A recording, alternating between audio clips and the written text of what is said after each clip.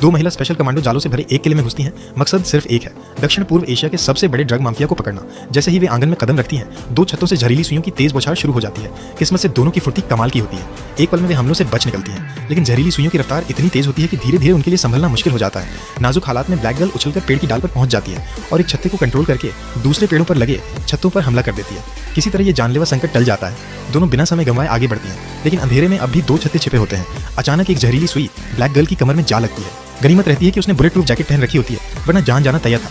अगले ही पल वो योयो जैसे एक उपकरण को उछालती है जो पल भर में सारी जहरीली सुइयों को साफ कर देता है। दोनों फिर से आगे बढ़ती हैं, लेकिन जैसे ही ब्लैक गर्ल हवा में छलांग लगाकर नीचे उतरती है, जमीन से नुकीले ब्लेड चारों तरफ निकल आते हैं। अब दूसरी कमांडो की बारी आती है। जैसे ही वो आगे बढ़ती है, जमीन फिर से नुकीले ब्लेडों से भर जाती है। वो तुरंत स्प्लिट पोज में फंस जाती है और किसी तरह खुद को गिरने से रोकती है, मगर ये स्थिति ज्यादा देर तक टिक नहीं सकती।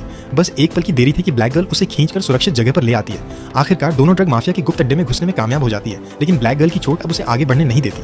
वो बाहर ही पहरा देने का फैसला करती है। दूसरी कमांडो अकेले अंदर घुसती है। जल्द ही वो दुश्मन के छिपने की जगह ढूंढ लेती है, लेकिन प्रतिक्रिया देने से पहले ही पीछे से हमला होता है और वो बेहोश हो जाती है। जब उसे होश आता है तो वो खुद को एक जेल की कोठरी में पाती है।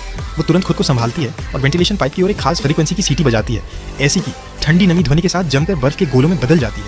अगले ही पल जबरदस्त धमाके के साथ जेल की दीवार उड़ जाती है। कमांडो आखिरकार आजाद हो जाती है और अपना मिशन आगे बढ़ाने निकल पड़ती है।